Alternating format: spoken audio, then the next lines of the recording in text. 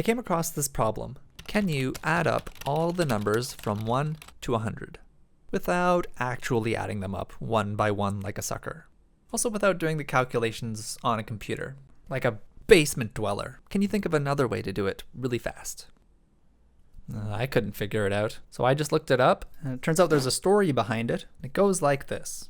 In 1784, there was this 7-year-old kid, Carl Gauss. He was in class, and their teacher gave them this task: count up all the numbers from 1 to 100. Not as a real lesson, mind you. He just wanted to keep them busy for a bit, so he could work on his novel. I guess it's kind of like today when your teacher puts on Planet Earth in science class. Or Air Bud in phys ed. So everyone quietly gets to work. But Carl Gauss was like, no, bitch. And he came up with an easier way to do it. The key to figuring it out was noticing that if you have a sequence of numbers like this, and you add the first and the last numbers, they add up to the same thing as adding up the second and second to last numbers. And the same thing goes for adding up the third and third to last. This number is 1 bigger than the one we just did, and this number is 1 smaller than the one we just did. So if we add them together, it's going to be 1 bigger and 1 smaller than the sum we just did. So we're going to get the same number.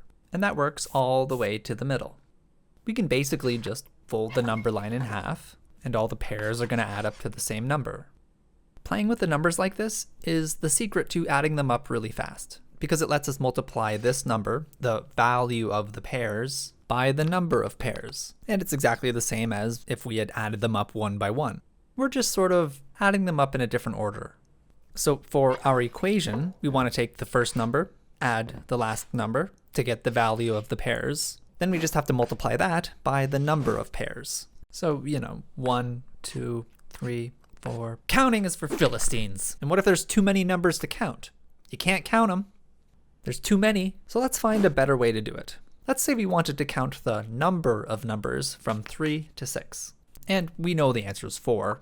So let's see if we can make 4 from the numbers we're working with, 3 and 6. Could start with subtracting them, but when we subtract them, we get 1 away.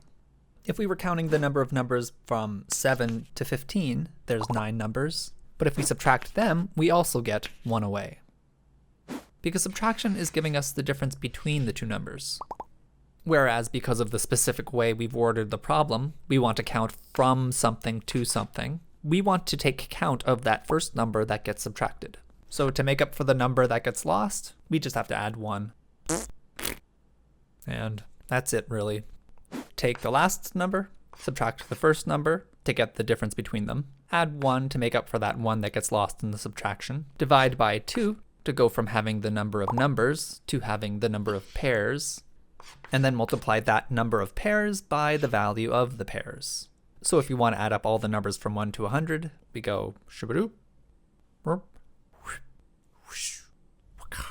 answer. And we can check that with a computer. I guess computers are okay. I'm sorry for calling you basement dwellers. And so he came up with the answer really fast, and the teacher was like, what? He just couldn't believe it. Kind of like that scene in a movie. I'm done. What? Oh, you don't have to tell me when you finished a portion of it, you brown-nosing little shit. No, I'm done the whole thing. What? Is this test even possible? Do they have enough time to get this done? I'm so mysterious. No, it's just a test in problem solving. I want to see how they approach the task, because that's really the key in what we're looking for. I am no man. What?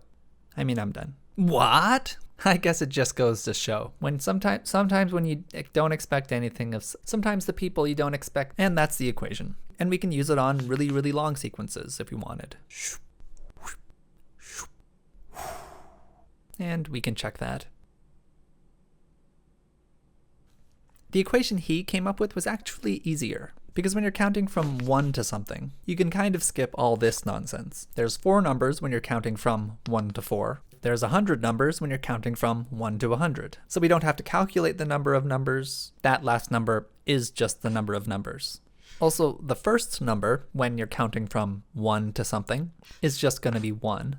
And then if we've only got the one number we're counting to, then let's just call it the number. So you've got the number of pairs and the value of each pair. And you'll get the same number adding up to 100. What I love about it is that this feels like a silly observation, something you might have noticed just playing around looking at stuff in the room. But if you think to do so, you can also use it to solve a problem. Speaking of mathematics, this episode is sponsored by pi, and tau, and e,